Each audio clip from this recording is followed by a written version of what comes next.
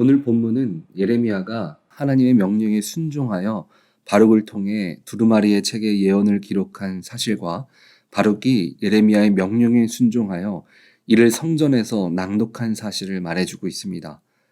그리고 그 낭독으로 인해서 사람들의 다양한 반응들이 나타나기 시작했습니다. 그리고 바룩은 성전에서 낭독한 것을 듣지 못한 왕궁의 관료들에게 사반의 손자 미가야를 통해 그 내용을 요약해서 전달하고 있습니다.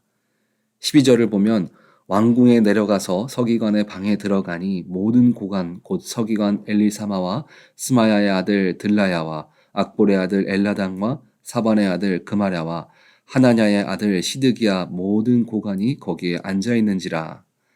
이 성경은 모든 고관이라고 말하면서 실제로는 5명의 이름만 거론하고 있습니다.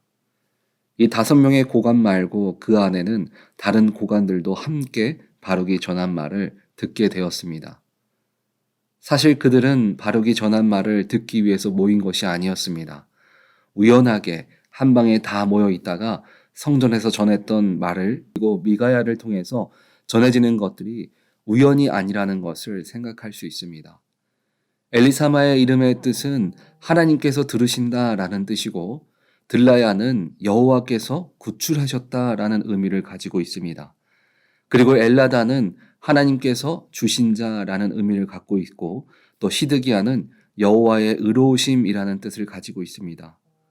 13절을 보면 미가야가 바룩이 백성의 귀에 책을 낭독할 때에 들은 모든 말을 그들에게 전하매 하나님께서는 예레미야를 통해서 전달되어지는 말씀이 그저 전달만 되어지고 흩어지는 말씀으로 전하지 않으셨습니다. 옳은 말만 전하고 듣던지 말던지가 아니라 들을 준비된 믿음의 사람들을 아직도 죄가 쌓여있는 이스라엘 땅 가운데 남겨놓으셨다는 것입니다. 그리고 그 말씀을 다시 한번 고관들은 잘못된 부분은 없는지 또는 빠진 부분이 있진 않는지를 확인하기 위해서 낭독을 한 바룩을 부르게 됩니다. 14절에 이에 모든 고관이 구시의 증손 셀레마야 손자 느다냐의 아들 여우디를 바룩에게 보내 이르되 너는 내 백성의 귀에 낭독한 두루마리를 손에 가지고 오라. 네리야의 아들 바룩이 두루마리를 손에 가지고 그들에게 오니 현재 하나님의 말씀을 두루마리를 통해서 전해 듣는 고관들은 나라의 중요한 역할을 감당하는 위치에 있는 사람들이었습니다. 그들은 주님의 말씀을 한 번 듣는 것으로 끝내지 않고 두 번째 바룩의 입술을 통해서 직접 전해 듣게 됩니다. 사람은 무엇인가 듣게 되면 한 번에 그것을 기억할 수도 있지만 그렇지 못할 때가 있습니다. 그런데 만약 내가 들어야 할 것이 중요한 것이라면 우리가 정확하게 기억하기 위해서 2번, 3번 듣고 또 듣게 됩니다.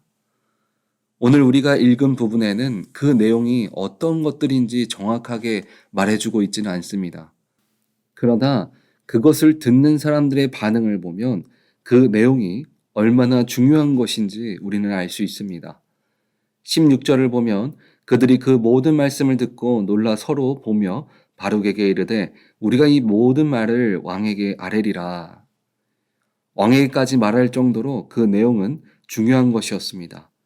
그리고 그 말씀의 출처가 사람의 말이 아니라 하나님의 말씀을 전하는 예레미야를 통해서 전해졌다는 것을 다시 한번 그들은 확인하고 있습니다.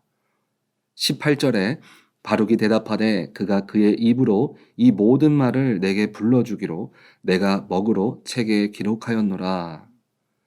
오늘 예레미야를 통해 하나님의 말씀을 전해들은 고관들은 주님 앞에 깨어있는 사람들이라는 것을 우리는 본문을 통해서 확인할 수 있습니다. 그들은 하나님의 말씀을 듣고 반응하는 사람들이었습니다. 그리고 현재 자신들이 섬기는 왕이 하나님 앞에 바로 서지 못했다는 사실도 알고 있었습니다. 그러나 그들은 믿음을 갖고 어떻게 해서든 왕에게 주님의 뜻 가운데 나라를 다스릴 수 있도록 힘쓰고 있다는 사실도 우리는 알 수 있습니다. 19절을 보면 이에 고관들이 바룩에게 이르되 너는 가서 예레미야와 함께 숨고 너희가 있는 곳을 사람에게 알리지 말라 하니라.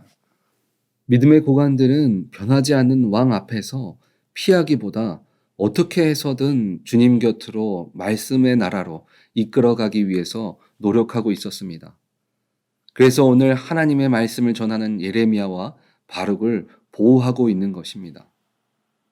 오늘 우리는 본문의 말씀을 통해서 하나님의 말씀에는 능력이 나타난다는 사실과 멸망 이후에 이스라엘의 회복을 예언했던 하나님의 말씀 또한 앞으로 일어날 하나님의 일하심이라는 것을 절망 가운데 남아있는 믿음의 고관들을 통해서 우리는 알 수 있습니다. 현재 이스라엘은 하나님께 택함받은 나라라고 말하지만 실제로 하나님의 뜻 가운데 살아가지 못하고 세상의 방법으로 살아가고 있었습니다. 그러나 그 안에서 믿는 자로 하나님의 말씀이 이 땅 가운데 능력으로 나타나는 경험하는 삶을 살아가기 위해서 오늘 본문에 나오는 바룩과 고관들의 모습을 통해서 우리가 가져야 할 모습들은 무엇이 있는지 함께 나눠보도록 하겠습니다. 첫 번째는 하나님의 말씀을 내 것으로 만들어야 합니다. 오늘 예레미야를 대신해서 하나님의 말씀을 전한 사람은 바룩이었습니다. 그는 비록 전달자였지만 그가 전한 말씀 안에는 믿음이 남아있는 고관들의 마음을 움직이게 하는 역사가 나타났습니다. 히브리서 4장 12절을 보면 하나님의 말씀은 살아있고 활력이 있어 좌우에 날선 어떤 검보다 예리하여 홍과 영과 및 관절과 골수를 찔러 쪼개기까지 하며 또 마음의 생각과 뜻을 판단하나니. 우리는 성경에 하나님께서 말씀하신 것들을 내 삶 속에서 붙들고 나아간다면 그 말씀을 통해서 주님의 능력이 나타나게 되는 것입니다. 두 번째는 말씀 안에서 뜻을 점검해야 합니다. 오늘 본문의 고관들은 바룩이 전한 말씀이 하나님께서 전한 것인지 그들은 확신하면서도 몇 번씩 확인하는 것을 볼 수 있습니다.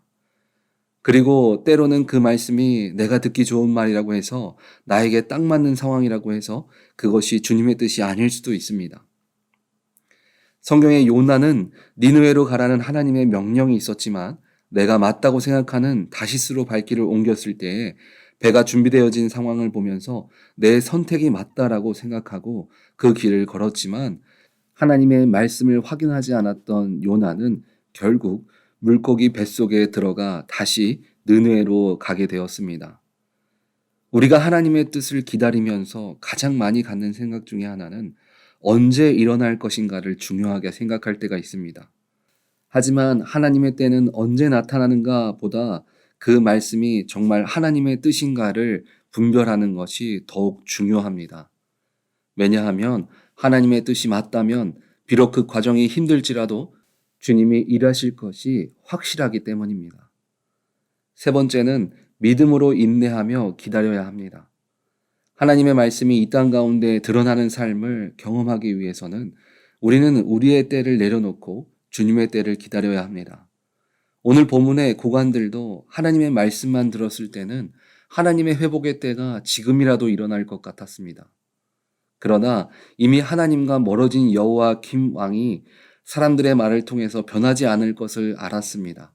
그래서 바룩과 예레미야를 숨어 있으라고 전한 것입니다.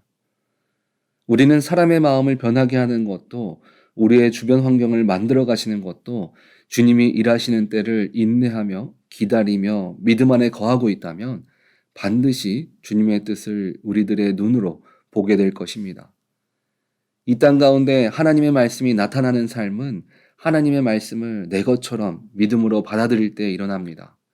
그리고 그 뜻이 내 생각인지 주님의 뜻인지 정확하게 분별하며 하나님의 일하실 때를 인내하며 믿음 안에서 기다린다면 주님은 반드시 이 땅 가운데 눈으로 하나님의 말씀이 나타나게 하심을 보여주실 것입니다.